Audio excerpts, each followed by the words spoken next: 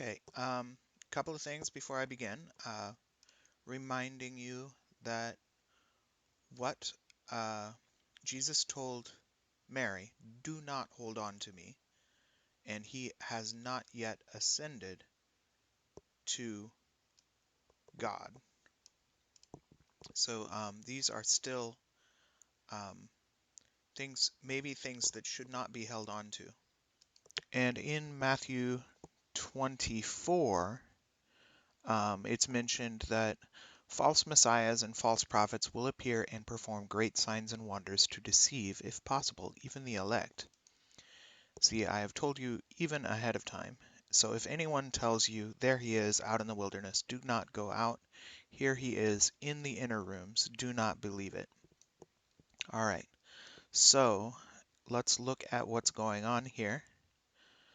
On the evening of the first week, when the disciples were together with the doors locked for fear of the Jewish leaders, Jesus came among them and said, "Peace be with you." So here is the Son of the Father in the inner rooms, and he's telling his disciples that are uh, hidden in behind locked doors, "Peace be with you," which is a nice thing to say, but they are still fearing the Jewish leaders. After he said this, he showed them his hands and side. The disciples were overjoyed when they saw the Lord. Again Jesus said, "Peace be with you. As the Father has sent me, I am sending you." And with that, he breathed on them and said, "Receive the Holy Spirit." Now, the implications here is that the Holy Spirit is something that you get by being breathed on. I don't think that's what the Holy Spirit is. The Holy Spirit is a spirit of commitment and kindness and love, etc., etc., and forgiveness, for instance. You're not gonna get it just by being breathed on. Then 23 says, "If you forgive anyone's sins, their sins are forgiven. If you do not forgive them, they are not forgiven." So first he teaches that you can breathe uh, the Holy Spirit onto people, and then he teaches, do you like vengeance? Get vengeance. Do you like forgiveness? Give forgiveness. So, if you forgive anyone's sins, their sins are forgiven. If you do not forgive them, they are not forgiven. Now, this is definitely not the way uh, forgiveness works according to Jesus in the other Gospels. In the other Gospels, it says, "Forgive those who sin against you, or your Father in heaven will not forgive you." So, if you, um, this clause here is a little bit backwards. It should say, "If you do not forgive them, you are not forgiven." Now, Thomas, also known as Didymus, the twin, one of the 12, was not with the disciples when Jesus came. So the other disciples told him, "We have seen the Lord." But he said to them, "Unless I see the nail marks in his hands, and put my finger where the nails were, and put my hand into his side, I will not believe." What is he doubting? He's not doubting that he is alive. He's doubting that he's dead. He's doubting that he was killed. So it takes them a week to set up this stunt.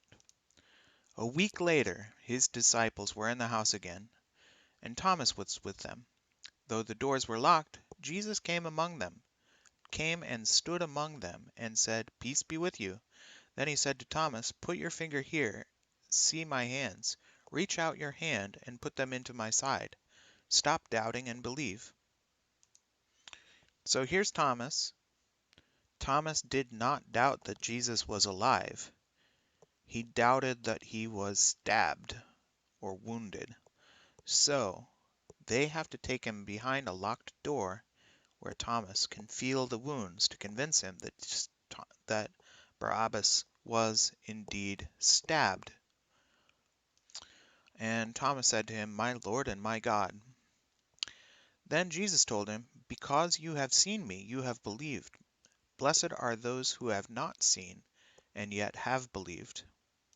So now, once we have done that, he's mentioned the Holy Spirit directly. But now we are in the realm of the Spirit of truth. And he's basically said, Blessed are those who believe without evidence. So, regarding the Holy Spirit, he said, You like forgiveness? Give forgiveness. If you like vengeance, get vengeance. Those who are, that's John 20:23. If you forgive anyone's sins, their sins are forgiven. If you don't forgive them, they are not forgiven. Come see, come saw.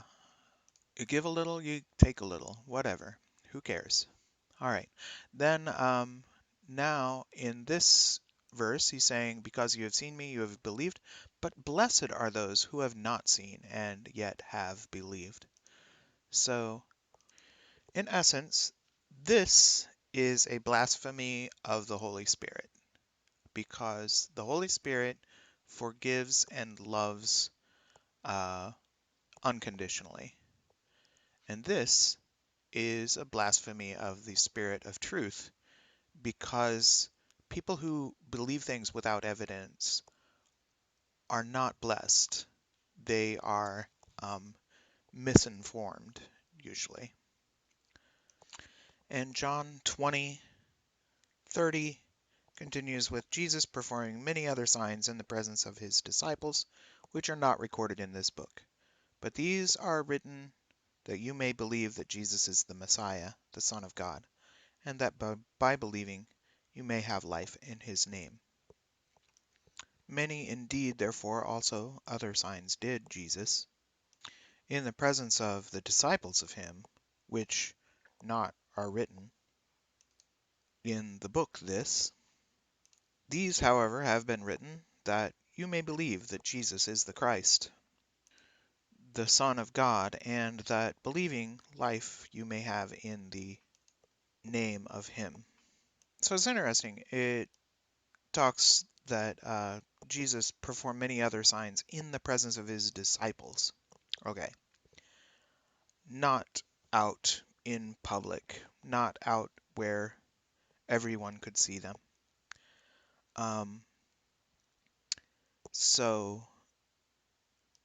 these two are written so that you can believe that Jesus is the Messiah, the Son of God, and that by believing you may have life in his name. But it gives the opportunity, it basically says that you can have life in his name even if you don't follow the Spirit of truth and you believe things without evidence. And you don't follow the Holy Spirit because um, you are a person who doesn't see why you should forgive and not seek vengeance. So, because of these verses in John 20, people who don't forgive, people who like vengeance, who get vengeance, and people who believe false things can believe that Jesus Barabbas is the Messiah. But of course, they don't believe in the name Barabbas, they believe in the name Jesus of Bethlehem. So that's kind of interesting. Let's not be entirely cynical, though. If this brings other people in. Blessed are those who believe without evidence. You can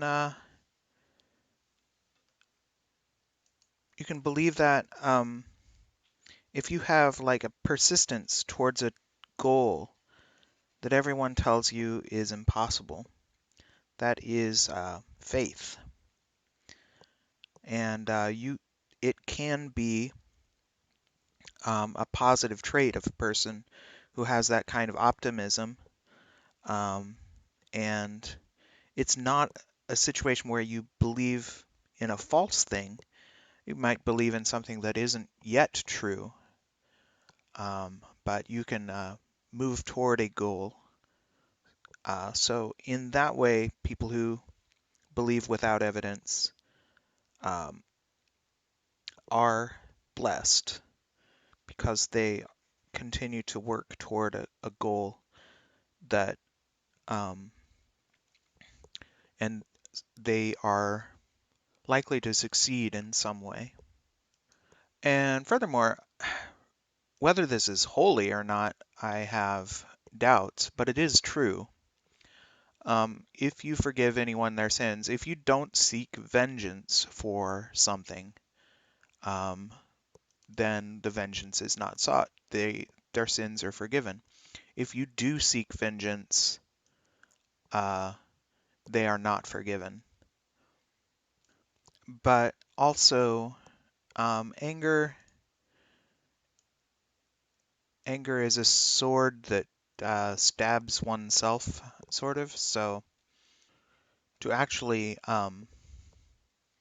have the Holy Spirit, you need to get try your best to remove that desire for vengeance from your heart, and just learn to like the forgiveness, because um, it is good to forgive anything that you are able to forgive.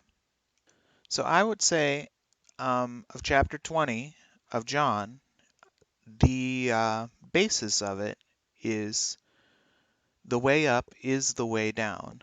Um, Mary saw two angels in white seated where Jesus' body had been, one at the head and the other at the foot. This description of the Holy Spirit, if you forgive anyone of their sins are forgiven, that is the way up.